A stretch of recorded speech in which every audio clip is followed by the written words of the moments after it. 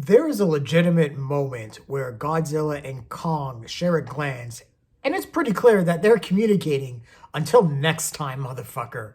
And we as the audience can easily interpret that. This movie is a miracle.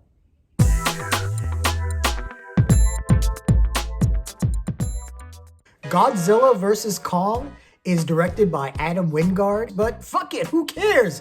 Big fucking giant monsters throwing big fucking fists. And that really could be my review right there. Godzilla's ripping shit up and Kong has to stop him. Only question is, does a film like this deliver? Fuck.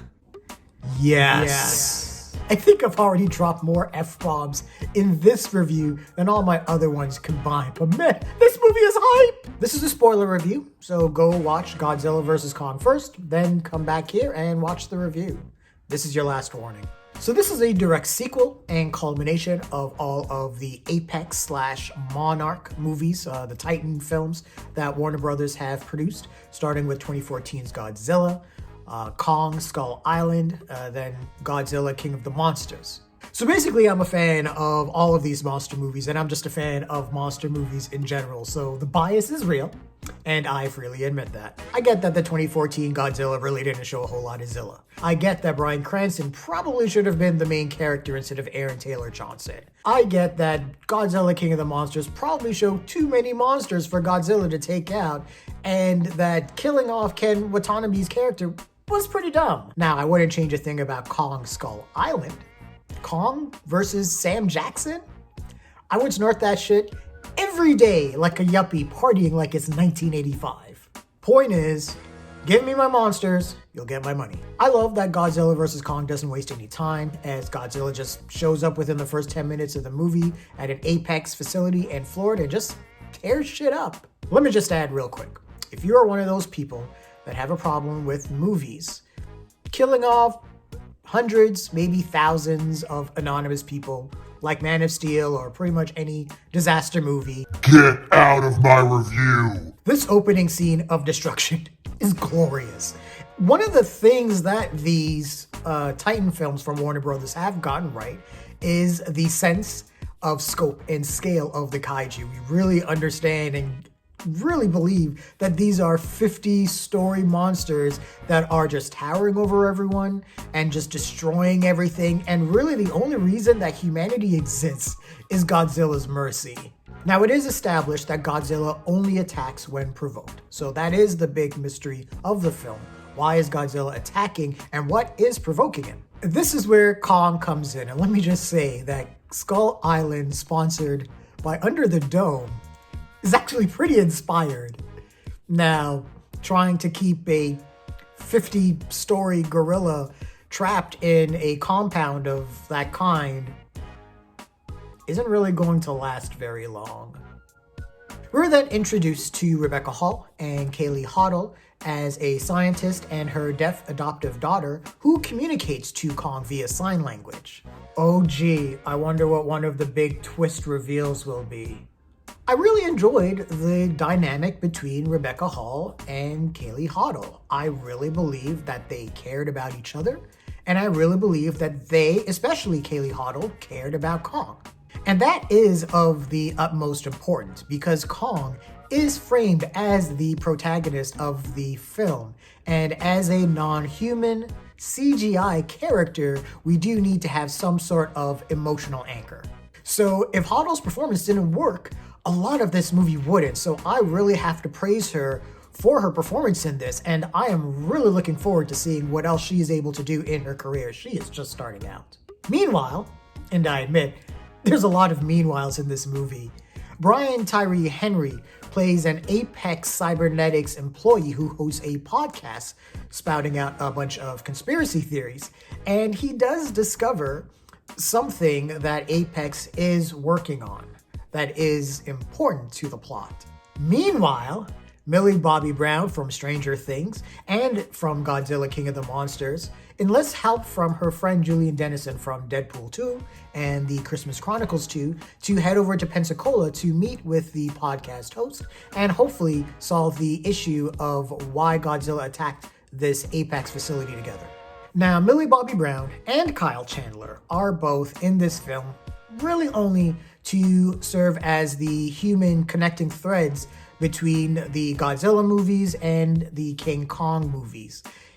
Kyle Chandler is really reduced to nothing more than just a concerned father. Even the great Lance Reddick, one of my favorite actors on the entire planet, is reduced to nothing more than one line.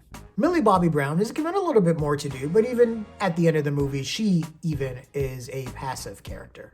The main arc really belongs to Alexander Skarsgård, who plays a researcher who subscribes to a hollow Earth theory that the Earth may have another dimension that hosts all of the Titans, and that is actually where they are all from. He is recruited by the Apex CEO, played by Damien Bashir, to find a power source that may be able to defeat Godzilla. The Hollow Earth also may prove to be a possible home for Kong if they are able to reach it.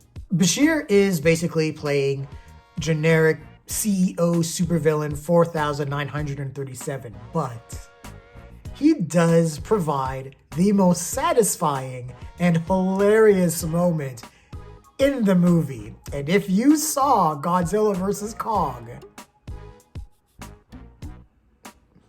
you know what I'm talking about. So Mechagodzilla makes an appearance, and this was truly a sight to behold, and this was something that was correctly predicted by a lot of people that watched a lot of the original trailers.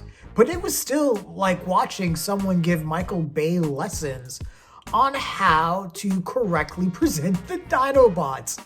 Now I have a Grimlock. What people didn't correctly guess was that it was Mechagodzilla in disguise that would be destroying everything. Nope, that's all Godzilla. And honestly, I'm okay with the explanation.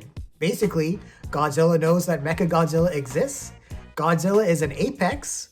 Mechagodzilla thinks it's an apex, and Godzilla is coming to rip its head off. Throughout the Godzilla film series, Godzilla sometimes has been framed as the protagonist or the hero. Sometimes he's framed as the villain, and sometimes he's just framed as just a general force of nature. And I do really appreciate that Godzilla vs. Kong did not try to turn Godzilla into some goody-goody two-shoes character. He's a titan. He's gonna rip shit up and he's gonna kill people if he feels threatened. And Godzilla kills a lot of bitches in this movie. Basically, Pensacola is wiped off the map in this universe. And I'll just say this about Warner Brothers. When they show destruction and collateral damage, they go all out.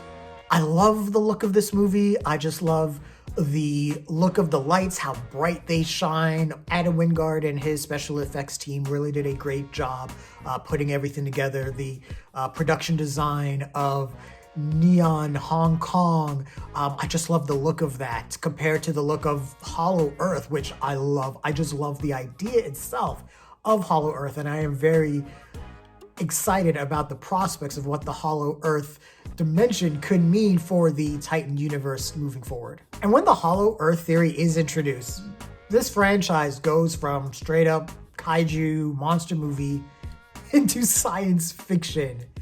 And I welcome it because there are a lot of really cool things. There are a lot of really amazing ideas that can now be implemented and actually can take this franchise a lot further than just being, just about monsters. Now, this isn't the science fiction that talks about technology in a real way or tries to make any type of scientific statements about humanity's place in the world. This is the kind of science fiction that says, we have a bunch of cool shit. It can do a bunch of cool shit. Don't ask us how it works, though. Now, how you accept this is going to determine your enjoyment of the film. For example, if you do not like the madness and batshit insanity of the Fast and Furious films, you probably are not going to like Godzilla vs. Kong. Now, it is revealed that Kong can communicate via sign language, and that is a really cool addition to his character. But this, again, is one of those things where it's like, he's on a research facility, and you guys didn't notice the little 5-year-old girl that's been going to this 50-story ape for months at a time, teaching him how to Sign? But Godzilla vs. Kong does a phenomenal job of giving emotional weight really to both monsters, especially Kong, as we do feel the fear of his imprisonment, we do feel his sense of pain, his sense of love and caring even for those around him too. The film even successfully conveys a begrudging respect between Kong and Godzilla. The one thing Adam Wingard got right with this film was keeping the tone light and keeping the movie briskly paced. This is the shortest of all of the Titan films. So even through the WTF moments that were happening all around me in Godzilla vs. Kong, I was never bored. At the end of the day, Godzilla vs. Kong is a highly satisfying monster movie that added new, exciting sci-fi elements that I believe successfully tied together and expanded the Warner Bros. Titans universe. I actually cared about some of the human characters. The film looked amazing. You can tell that this was truly made in mind to be seen in theaters, especially IMAX theaters. We're all here for giant monsters throwing bombs, and Godzilla vs. Kong delivers in spades. I had a stupid kid grin on my face the entire time, loving my life and loving this movie. 4.5 Lennies. I won't apologize for my grade. I went in with certain expectations, and this film far exceeded them. So, finally, yeah, there is a weird Batman v Superman moment between Godzilla and Kong. The memes are already out there. Now, my crazy conspiracy theory is that this is actually a tongue-in-cheek moment. Adam Wingard does kind of have a very strange sense of humor, so I wouldn't be surprised if this moment was just an in-joke. That was just something that they just threw in there to see if people caught it. It is crazy that Warner Brothers tried so hard to force one franchise with their DC movies, but then they have kind of fallen ass backwards into another one with their Titans universe, which I really like. Funny how that works. But yeah, the last day I get tired of monster movies on this planet is the last day that I'll be on Earth. No, I won't be dying. I'll just be leaving the planet to find another filmmaker in another galaxy that can bring me a monster movie. I love them that much. What did you think of Godzilla vs. Kong? Leave your comments below. If you enjoyed this review, don't forget to like the video. And if you like this review so much that you want to see more, don't forget to subscribe to the channel and get notifications. Thanks and take care.